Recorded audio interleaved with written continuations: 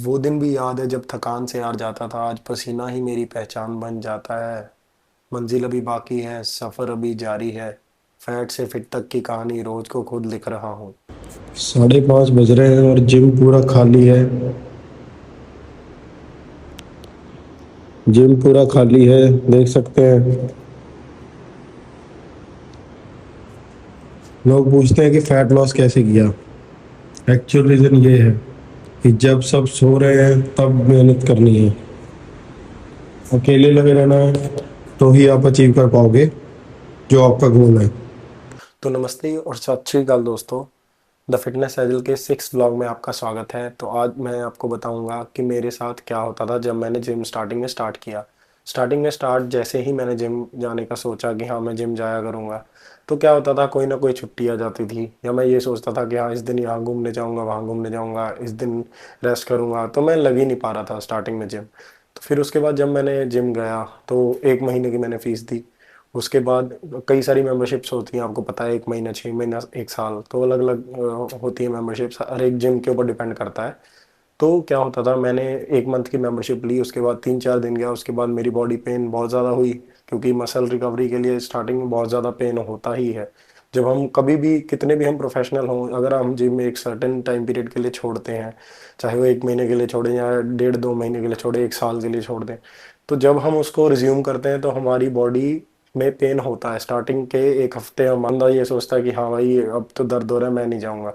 तो वही दोस्तों मेन पॉइंट है। वहाँ टर्न अबाउट हमारा ऐसा है कि अगर हम वहाँ से यू टर्न लेके वापस आ जाते हैं कंफर्ट जोन में, तो हम आगे ना फैट लॉस कर पाएंगे ना मसल गेन कर पाएंगे।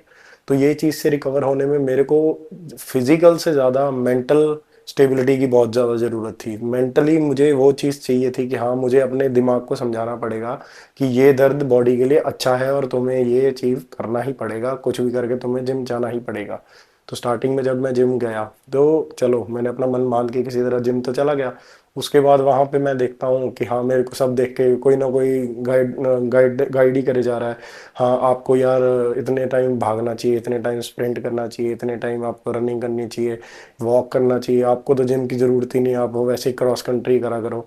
तो ये सब को लेके मैं और ज़्यादा डिप्रेस सा हो जाता था कि हाँ यार ये सब तो मुझे ज्ञान दे रहे हैं, क्या किसकी सुनूं किसकी ना सुनूं। और मैं किसी की, मेरे दिमाग में ये चीज़ था कि मुझे किसी की नहीं सुननी है, क्योंकि देखो लोग अपने अपने एक्सपीरियंस और अपने अपने बॉडी के हिसाब से ज्ञान देते हैं कि हाँ ये ऐसा है, ये वैसा है।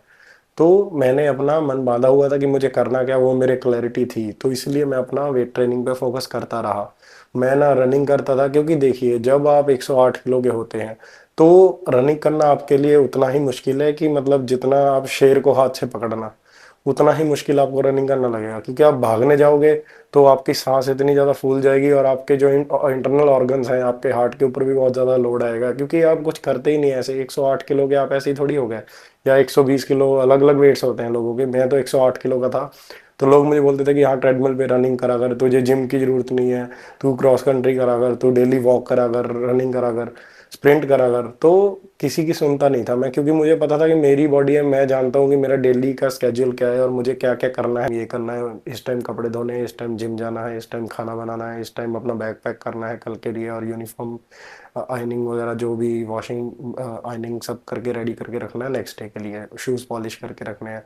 सो this sort of stuff I need to you know understand about my schedule. So starting में मैंने क्या करा, अपना स्केड्यूल पहले समझा कि मैं करता क्या हूँ डेली में। फिर मैंने देखा कि मैं और क्या क्या नहीं करना, क्योंकि कल को बीमार मैं होता तो वो मेरे लिए कुछ पे नहीं करते ना, मेरा वो देखभाल करते, तो मुझे मेरा खुद का ख्याल रखना था। तो I was well aware about my limits, how to do and what to do, I was very clear in the beginning. So that is very important when I started my journey. तो दोस्तों मैं आपको एक important point बताना चाहता हूँ कि हम हमेशा, जो भी हमारे दोस्त होते हैं, फ्रेंड सर्कल होता है, या हमारा कोई भी नोन होता है जो कि वो भी जिम जा रहा है, तो आपसे वो यही बोलता है कि तू ये बाइसेप कितना मार लेता है, तू लेग कितनी मार लेता है, तू लेट्स में कितना, लेट पुल डाउन में कितना मार लेता है। तो दोस्तों सबसे इम्पॉर्टेंट बात है, ये बहुत छोटी सी बात है लेकिन बहुत ज़्यादा इंपॉर्टेंट है। So it will create a huge difference in your life.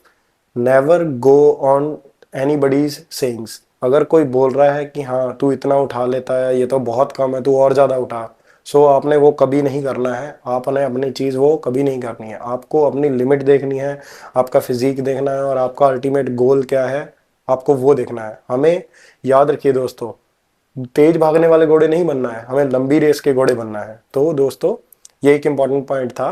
तो इस वीडियो को एंड तक जरूर देखना, तो आपको आगे भी और चीज़ें पता चलेंगी। I was very clear about my focus and about my goals, what is the end result I want from myself. So accordingly, I just tried to prepare myself. I tried to, do several sort of that weight trainings in the gym, depending upon my limits. I wasn't breaking my limits, but ऐसा नहीं हो रहा था कि मैं किसी को देख के इन्फ्लुएंस हो जा रहा था, वो भाग रहा है ट्रेडमिल पे तो मैं भी चढ़ जाऊँ, नहीं ऐसा नहीं होता था। डेली स्टार्टिंग अगर आप बहुत ज़्यादा हैवी हैं तो आपको रनिंग करने की ज़रूरत नहीं है। आप धीरे धीरे पहले स्टार्ट करिए ब्रिस्क वॉक, पहले वॉक स्टार्ट करिए फिर आप ब्रिस्क वॉक स्टार्ट कीजिए। तो ऐसे ही करके मैंने अपनी जर्नी वहाँ से स्टार्ट करी और उसके बाद फिर मैंने धीरे धीरे धीरे धीरे करके कंसिस्टेंसी लाई अपने जिम जाने में।